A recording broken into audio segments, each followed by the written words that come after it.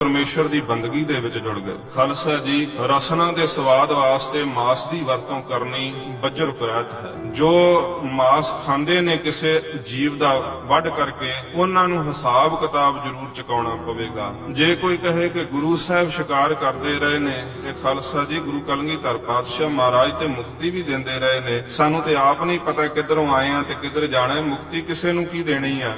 गुरु कलगीधर पातशाह महाराज घोड़े ते सवार जा रहे ने।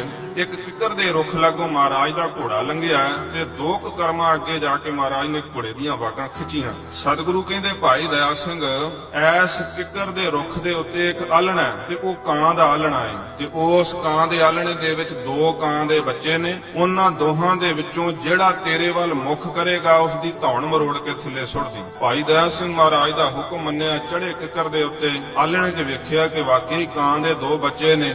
जिस कां दे बच्चे ने भाई दया सिंह वाल धौण कीती है तो उसकी सरी मरोड़ के थले सुट दी। गुरसिख वेख के बड़े हैरान हुए। महाराज एक विचारे निर्जीव जानवर नूं सतगुरु बेचारा छोटा जा जानवर ते धौण आप जी ने मरोड़ करके थले सटा दिता है। आप दे हिरदे विच दया नहीं। महाराज कहंदे दया कीती है ते तां ही इस नूं छुड़ाया है। सिंह कहंदे महाराज ये चंगी दया है, एक जानवर दा धौण मरोड़ के थले सुट देनी। सतगुरु पातशाह महाराज कहंदे सिख है कां दी जून दे विच पिया होया है, दया कीती है कि वड्डा हो के कां बन के विष्टा खावेगा। असीं नहीं चाहुंदे कि साडा सिख विष्टा खावे, इसदा उधार कर दिता है। खालसा जी गुरु साहब ते उधार करदे ने। सतगुरु पातशाह के सिरां दा भी सत्कार करते सन। फिर गरीब नवाज सच्चे पातशाह छेवें पातशाह महाराज ने करतारपुर की जंग फतेह होने तो बाद एक शेर का शिकार किया। महाराज ने अपना चौड़ा तेगा मार के शेर नूं दो थां ते करके रख दिता है ते इन्ने बल दे नाल तेगा वज्जा है कि तेगा धरती च धस गया।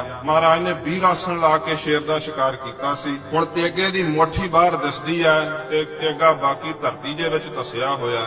विधि चंद आदि सूरमिਆਂ ਨੂੰ महाराज ने कहा कोई सूरमा साडा तेगा खिंच के विखावे। किसी कोलों महाराज का धसिया होया तेगा नहीं सी खिंचिया गया, सतगुरु ने आप ही खिंचिया सी। ते रीस महाराज साहब की करनी कि गुरु साहब भी शिकार करते रहे ने। सतगुरु पातशाह महाराज जिन्हां दा शिकार करते रहे गरीब नवाज ने उधार भी कीता सी उन्हां दा। जायदाद दी रूह दे विच शिकार कीता सी शेर दा पाउंटा साहब की धरती ते, जो आप जी ने पिछले समय दे विच प्रसंग सरवण कीते सन। इस करके किसी बहाने की आड़ लै करके मास की वरतों नहीं करनी चाहिए। जिहड़े करनगे ते गुरु साहब दे ए पावन वचन ने पाई उन्हां नूं लेखा जरूर चुकाउणा पवेगा। इस करके महाराज ने नाल दे नाल ये भी कहा कि खालसा वैष्णो नहीं। क्यों नहीं वैष्णो? खालसे दे हिरदे विच दया किन्नी है। छेवें पातशाह महाराज चले जा रहे ने, बाग की सैर कर रहे ने। गुरु हरराय साहब सच्चे पातशाह महाराज का चोला वज्जिया एक फुल टुट गया। बड़ा सोहना फुल सी। छेवें पातशाह महाराज जदों दोबारा वापस परते ते सिखां नूं पुछिया कि आ फुल किसने तोड़िया ते गुरु हरराय साहब नाल महाराज बड़ा प्यार करते सन, क्योंकि पता सी कि गुरता दी जोत अगे इन्हां विच टकाउणी है। सिखां ने कहा महाराज आप दे पोतरे साहिबजादे गुरु हरराय साहब दा चोला वजन करके ये फुल टुट गया। महाराज ने बड़ा दर्द मन्निया फुल दे टुटण करके। सतगुरु पातशाह महाराज कहंदे जे इन्ना वड्डा चोला पहनना है ते इस नूं संभाल के चलण दी भी जाच सिखो। ते गुरु हरराय साहब हाथ जोड़ के बेनती कीती, चंगा महाराज जी ऐदों अगे असीं चोला खलार के नहीं कदी तुरिया करांगे। बहुत कलियां वाला चोला महाराज पहनिया करदे ते जिन्ना चिर सरीर करके गुरु हरराय साहब ने गुरता गद्दी कीती सतगुरु सदा चोला हाथ विच फड़ करके चलिया करते सन। इन्ना सतगुरु जी ने वचन निभाया है। कहण तो भाव कि इन्नी दया सतगुरु ने सिख नूं बख्शिश कीती है। फुल दे टुटण करके छेवें पातशाह महाराज दा हिरदा दुखिया है, पर ओही छेवें पातशाह महाराज काले खां चढ़ के आए ते सतगुरु ने सिर दा वार मारिया है। समेत टोप दे समेत लोहे दीयां संजोवां दे काले खां नूं घोड़े दी काठी तक महाराज ने वढ के रख दिता। सतगुरु दे विच वीर रस भी ऐसा। खालसा इस करके वैष्णो नहीं। जे खालसा कहे कि जुल्म हो रहा मैं किसी नूं नहीं मारना मैं ते वैष्णो हाँ, नहीं महाराज ने वैष्णो नहीं बनाया खालसे नूं। जिथे धर्म दे उत्ते वाधा हो रहा है, जिथे जुल्म हो रहा है, खालसे दी सरी साहब उत्थे बाहर निकलनी चाहिए है। ये नहीं कि रसना दे स्वाद वास्ते मांस खाण वास्ते खालसे दी सरी साहब निकले नहीं। इस करके गरीब नवाज सच्चे पातशाह महाराज ने कहा कि साडा खालसा वैष्णो भी नहीं है। जिथे अत्याचार हुंदा जिथे जुल्म हुंदा उत्थे खालसे दी सरी साहब उठनी चाहिए है। ये बजर करैत है मास की वरत ਵਰਤੋਂ ਕਰਨੀ ਸਤਿਗੁਰੂ ਪਾਤਸ਼ਾਹ ਮਹਾਰਾਜ ਨੇ ਵਰਜਿਤ ਕੀਤਾ ਹੈ। ਚੌਥੀ ਕਰਾਤ ਹੈ ਹਰਾਮ, ਦੇਖ ਪਰਾਈਆਂ ਚੰਗੀਆਂ ਮਾਵਾਂ ਭੈਣਾਂ ਧੀਆਂ ਜਾਣੈ, ਏਕਾ ਨਾਰੀ ਜਤੀ ਹੋਏ ਪਰ ਨਾਰੀ ਧੀ ਭੈਣ ਵਖਾਣਾ। ਇਹ ਗੁਰਸਿੱਖ ਵਾਸਤੇ ਨਿਯਮ ਸਤਿਗੁਰੂ ਪਾਤਸ਼ਾਹ ਮਹਾਰਾਜ ਨੇ ਬਣਾਇਆ ਹੈ। ਭਾਈ ਗੁਰਦਾਸ ਸਾਹਿਬ ਸਿੱਖੀ ਦੇ ਵੇਦ ਵਿਆਸ ਭਾਈ ਗੁਰਦਾਸ ਸਾਹਿਬ ਨੂੰ ਪੁੱਛੀਏ, ਭਾਈ ਸਾਹਿਬ ਗੁਰਸਿੱਖ ਵਾਸਤੇ ਮਹਾਰਾਜ ਨੇ ਇੰਨਾ ਵੱਡਾ ਨਿਯਮ ਬਣਾਇਆ ਤੇ ਆਪ ਜੀ ਦੀ ਕੀ ਰਾਏ ਹੈ? ਤੇ ਭਾਈ ਗੁਰਦਾਸ ਸਾਹਿਬ ਕਹਿੰਦੇ ਹੋ ਤੇ ਸੁਖੋਲ ਕਮਾਇਆ ਪਰ ਨਾਰੀ ਦੇ ਨੇੜ ਨਾ ਜਾਵੇ। ਕਹਿੰਦੇ ਉਸ ਗੁਰਸਿੱਖ ਤੋਂ ਅਸੀਂ ਵੀ ਬਲਹਾਰ ਤੇ ਕੁਰਬਾਨ ਜਾਣੇ ਆ ਜਿਹੜਾ ਕਦੇ ਪਰਾਈ ਇਸਤਰੀ ਦੇ ਨੇੜੇ ਵੀ ਨਹੀਂ ਜਾਂਦਾ। ਗੁਰੂ ਕਲਗੀਧਰ ਸੱਚੇ ਪਾਤਸ਼ਾਹ ਮਹਾਰਾਜ ਆਪਣੇ ਮੁਖਾਰਬਿੰਦ ਤੋਂ ਕਹਿੰਦੇ ਨੇ ਸੁਧ ਜਬ ਤੇ ਹਮ ਧਰੀ। ਮਹਾਰਾਜ ਕਹਿੰਦੇ ਜਦੋਂ ਸਾਨੂੰ ਸੁਧ ਹੋਸ਼ ਆਈ, ਭਾਵ ਅਸੀਂ ਰਾਗ ਸਾਜ ਦੇ ਵਿੱਚ ਆਏ, ਸਾਨੂੰ ਆਪਣੇ ਸਰੀਰ ਦੀ ਸੁਧ ਹੋਈ, ਖਬਰ ਹੋਈ, ਸੁਧ ਜਬ ਤੇ ਹਮ ਧਰੀ ਬਚਨ ਗੁਰ ਦਏ ਹਮਾਰੇ। ਪਿਤਾ ਸਤਿਗੁਰੂ ਜੀ ਨੇ ਇੱਕ ਬਚਨ ਦਿੱਤਾ ਸਾਨੂੰ। ਕੀ ਬਚਨ ਦਿੱਤਾ?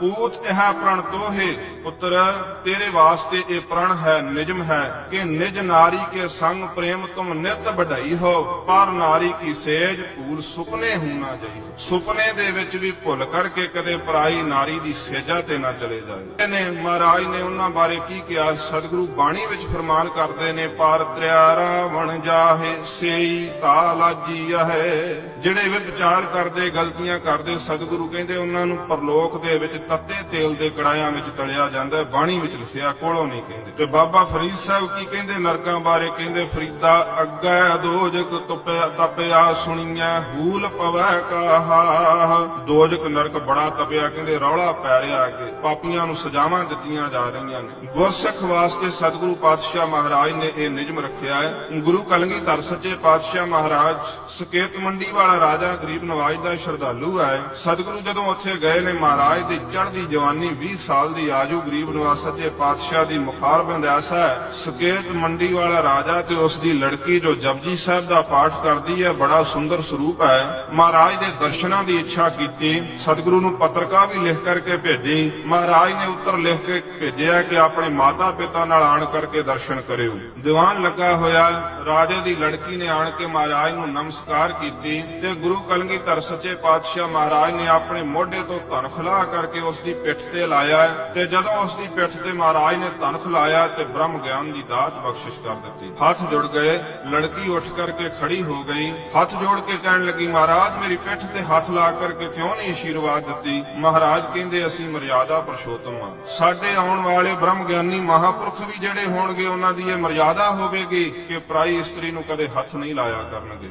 ਖਾਲਸਾ ਜੀ, ਇਹ ਖਾਲਸੇ ਵਾਸਤੇ ਗਰੀਬ ਨਵਾਜ ਸੱਚੇ ਪਾਤਸ਼ਾਹ ਮਹਾਰਾਜ ਨੇ ਮਰਿਆਦਾ ਕਾਇਮ ਕੀਤੀ ਤੇ ਆਪ ਸਤਿਗੁਰੂ ਪਾਤਸ਼ਾਹ ਮਹਾਰਾਜ ਇਸ ਮਰਿਆਦਾ ਦੇ ਵਿੱਚ ਪਰਪੱਕ ਰਹੇ। ਬੀਬੀ ਅਨੂਪ ਕੌਰ ਨੇ ਸਤਿਗੁਰੂ ਪਾਤਸ਼ਾਹ ਮਹਾਰਾਜ ਦੇ ਅੱਗੇ ਸੰਕਲਪ ਕੀਤਾ। ਮਹਾਰਾਜ ਦਾ ਸੁੰਦਰ ਸਰੂਪ ਵੇਖ ਕਰਕੇ ਕੀ ਕਿਹਾ? ਕਹਿਣ ਲੱਗੀ, ਮਹਾਰਾਜ ਮੇਰੇ ਮਨ ਦੀ ਇੱਛਾ ਹੈ ਕਿ ਆਪ ਜੀ ਵਰਗਾ ਪੁੱਤਰ ਮੈਨੂੰ ਪ੍ਰਾਪਤ ਹੋਵੇ। ਤੇ ਮਹਾਰਾਜ ਕਹਿੰਦੇ, ਅਨੂਪ ਕੌਰ ਸਾਨੂੰ ਫਿਰ ਆਪਣੇ ਪੁੱਤਰ ਸਮਝ ਲੈਣਾ ਕਰ।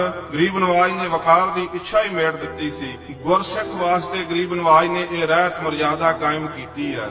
ਸਤਿਗੁਰੂ ਪਾਤਸ਼ਾਹ ਪੰਜਵੇਂ ਪਾਤਸ਼ਾਹ ਮਹਾਰਾਜ ਦੇ ਸਿੱਖ ਭਾਈ ਸੰਤ ਰਾਮ ਜੀ ਬਾਦਸ਼ਾਹ ਦੇ ਪਹਿਰੇ ਤੇ ਖੜੇ ਨੇ। ਬਾਦਸ਼ਾਹ ਦੀ ਲੜਕੀ ਨੇ ਸੁੰਦਰ ਸਰੂਪ ਵੇਖਿਆ ਗੁਰੂ ਕੇ ਸਿੱਖ ਦਾ ਤੇ ਮੋਹਿਤ ਹੋ ਗਈ। ਆਪਣੇ ਪਿਤਾ ਨੂੰ ਕਿਹਾ, ਅਬੂ ਜਾਨ ਜੇ ਸ਼ਾਦੀ ਕਰਾਉਣੀ ਤੇ ਐਸੇ ਸਿੱਖ ਨਾਲ ਕਰਾਉਣੀ ਹੈ, ਨਹੀਂ ਤੇ ਮੈਂ ਮਰ ਜਾਵਾਂਗੀ, ਨਿਕਾਹ ਨਹੀਂ ਕਰਾਵਾਂਗੀ। ਬਾਦਸ਼ਾਹ ਕਹਿਣ ਲੱਗਾ, ਕਿਹੜੀ ਔਖੀ ਗੱਲ ਹੈ, ਇਸ ਨੂੰ ਮੁਸਲਮਾਨ ਬਣਾ ਲੈਨੇ ਆ ਤੇ ਕਿਸੇ ਥਾਂ ਦਾ ਵੱਡਾ ਨਵਾਬ ਬਣਾ ਦੇਾਂਗੇ, ਤੇਰਾ ਨਿਕਾਹ ਇਸ ਦੇ ਨਾਲ ਪੜ ਦਿਆ ਜਾਵੇਗਾ, ਕਿਹੜੀ ਔਖੀ ਗੱਲ ਹੈ।